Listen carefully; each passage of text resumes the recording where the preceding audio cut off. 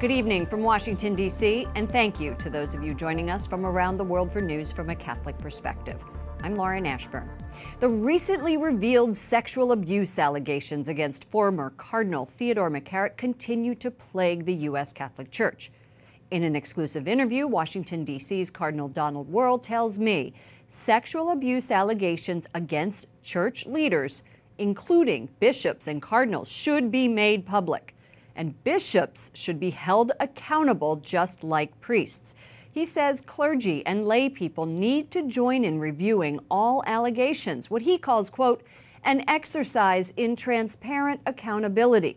Until now, bishops have been exempted from the church's Dallas Charter, a set of procedures established by the bishops in 2002 to address allegations of sexual abuse by clergy.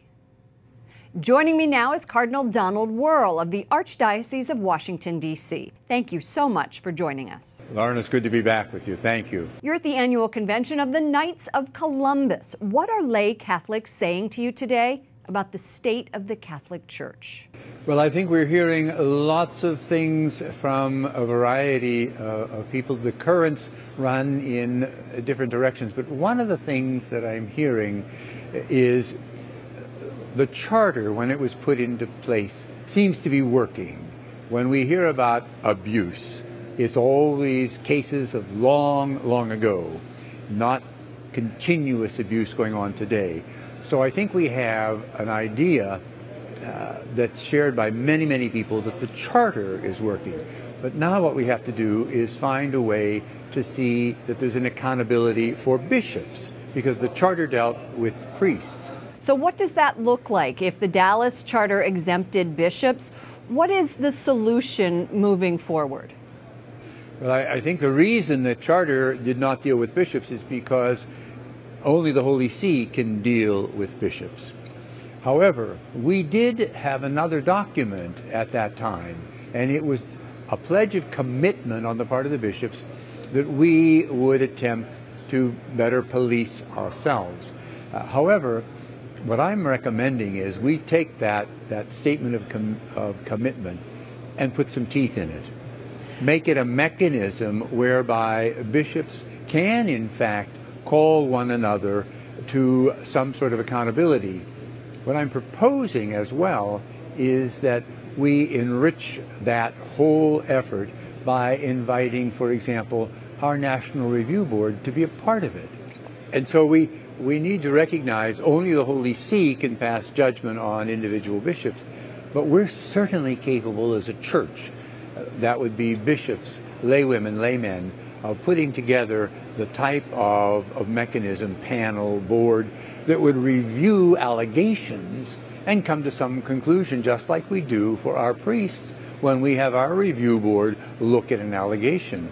Many lay Catholics are pushing for an independent panel, not one that includes bishops. What are your thoughts on that? Well, I think we are better served if we follow the model of the Catholic Church. And the Catholic Church is a body of priests and laity. And I think we're wise in including everybody in this, because once you have a panel that includes bishops, includes laywomen, laymen, and they're looking at a particular allegation, there will now be the expectation and the realization that this is going to be made public. The end of the discussion will be made public. Isn't that the goal? It's not who is looking at everything, but the goal is, will it all become public? Will this become an exercise in transparent accountability? I like the model of the church that includes all of us, laity and clergy, doing this together. So you're saying that this panel would include both lay people and bishops, other clergy involved? Yeah, I think we would take, for example, we already have a national review. This is the National Review Board. We have one. What we want to do is now join that to some of the bishops in the conference and have this national panel to which someone can bring an allegation. A bishop can bring an allegation if he wants. So there's some place to take it for the initial review of its credibility. Let me ask you, Cardinal, the bishops in Pennsylvania are releasing the names of priests who have been accused of abuse. They're removing names of bishops from diocesan buildings. Could this be a policy that would be effective nationwide? I think that's the next step. Isn't the first step to have some mechanism whereby someone can bring an allegation? And we're talking even about these, if someone perceives that there's a consistent rumor, there has to be a place to take it for investigation. We have to also recognize that not every allegation, not every rumor turns out to be true, credible and substantiated. Wouldn't that be the role then of this board, this panel, this committee, whatever you want to call it, to take the first look at all of this? And then down the road, if there is some conclusion, that conclusion then, if it involves a bishop, goes to the Holy See.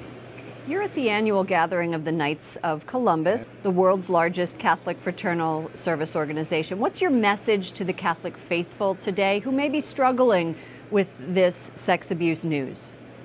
Well, my word first of all, to all of us, it's the word that I have shared with my flock. I have written a pastoral letter. I've done letters to our priests, to our faithful, to our seminarians. And the first and the most important point in all of this is we have to remember that, yes, a human failure is a human failure. It's not the collapse of the church. It's not the failure of the church. And we need to find ways to work better together. But we do that, first of all, in prayer. We do that in solidarity. I'm very, very cautious about painting with a very broad brush because I know too many good people who don't deserve to be included in that sweeping stroke of a very, very tarring brush. But what we need to do is we need to find ways where we're listening to one another, where we're working together, and where there's much more transparency. Cardinal Donald Wuerl of the Archdiocese of Washington, thank you so much for joining us. It was my pleasure. Thank you for having me.